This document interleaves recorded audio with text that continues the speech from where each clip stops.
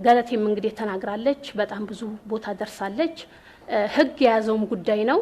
እኔ የምለው ህግም ትክክለኛ ፍትህ እንዲሰጣት መንግስትም ደግሞ የገለቴን ጉዳይ በአትኩሮት አይቶ ለዚች ለሴት እንደ ሴትነቷን ትልቅ ነገር እንዲያደርግላት መልእክቴን አስተላልፋለሁ።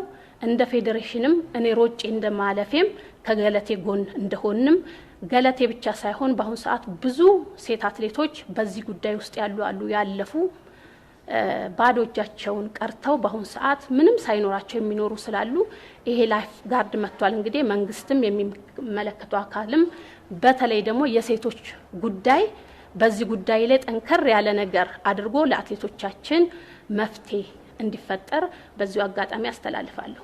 ኢሞሽናል ላለመሆን ሞክራለሁ። እንግዲህ ዛሬ የተገናኘንበት ጉዳይ ገለቴ ቡርቃ በደረሰባት ጉዳይ ላይ ነው የተገናኘ ነው። እንግዲህ ገለቴን ቡርቃ እንደ አትሌት ከኔ ዘግይታን ብትመጣ አብረን በተለያዩ በዓለም ሻምፒዮና በኦሎምፒክ በክሮስ ካንትሪ ከኛ ባልተናነሰ አገሯን አህጉሯን ወክላ በትልቅ መድረክ የተወዳደረችና ከኛም ባልተናነሰ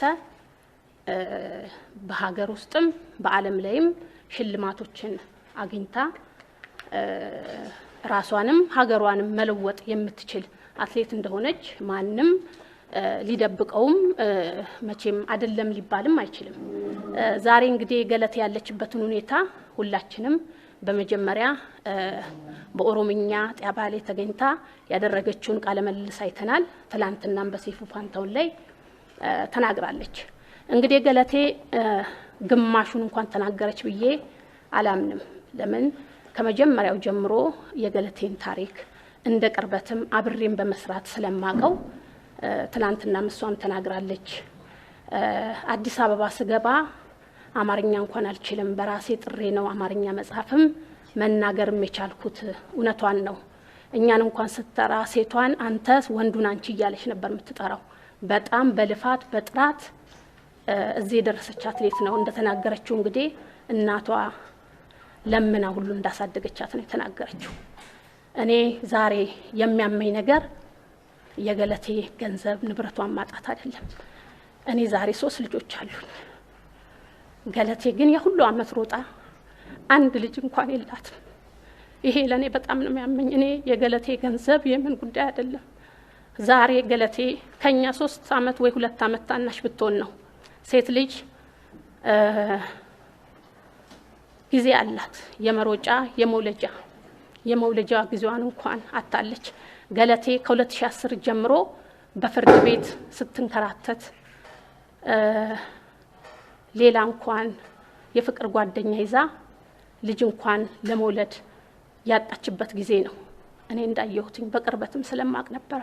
ፕሮግራምም ነበራት ከ2010 በኋላ ልጅ የመውለድ ሀሳብ ነበራት። እኔ የሚያሳዝነኝ ንብረት አይደለም የገለቴ ቢያንስ አንድ ፍሬ እንኳን ሳይኖራት ይሄ ሁሉ አመት ሀገሯን ወክላ ተወዳድራ ዛሬ ያለችበት ሁኔታ ለኔ በጣም አሞኛል። እንግዲህ አሁን ዶክተር አያሌውም እንደተናገሩት ወላ አትሌቲክስ አትሌቶች ላይ የሚደርሰው ጥቃት በጣም በስፋት እየመጣ እየቀረበ በመገኘቱ ህግ አውጥቶ በሌላ ሀገር ላይ ህጎች እየተተገበሩ ይገኛል። በተለይ እንግዲህ እንደተናገሩት እነ ቀነኒሳ በኬንያ ላይ 2 አትሌቶች ህይወታቸው አልፏል። ከዛ በኋላ ህጉ በጣም ጠብቆ ይሄ ህግ በኢትዮጵያም እንዲተገበርና የአትሌቶች ጥቃት እንዲቆም በሚል ወደ ኢትዮጵያ አትሌቲክስ ፌዴሬሽን